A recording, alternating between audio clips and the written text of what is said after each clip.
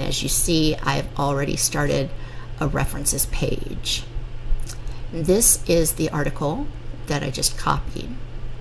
And when we want to paste in our paper, in our references page, just to kind of give you an idea, when you click on paste, I almost always use the second option, which is merge formatting.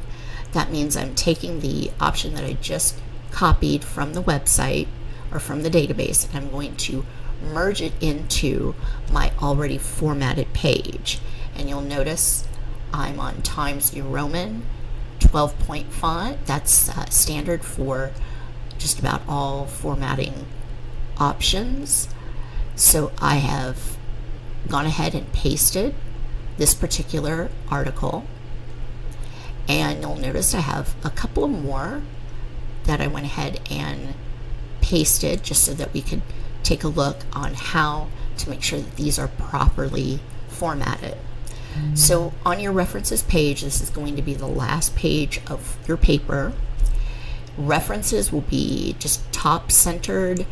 It's not bold or underline. It's just the word references with a capital R.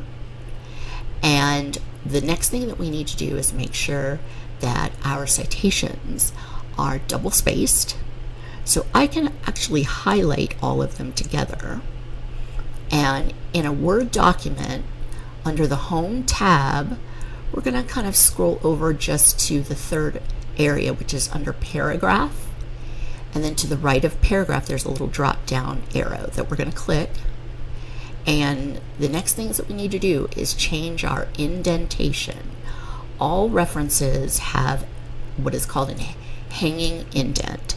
So to do that, under indentation, I'm going to go over to where it says Special, click my drop down and go to hanging. The next thing I need to make sure is that I am double spaced.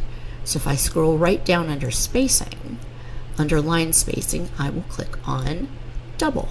Oh, sometimes that happens. All right, and then the last thing we'll need to do is make sure that the spacing in between each letter and each word are at 0. So I have hanging indent, spacing at 0 in between the words and letters, and double spacing in between each line. Now I can click on OK,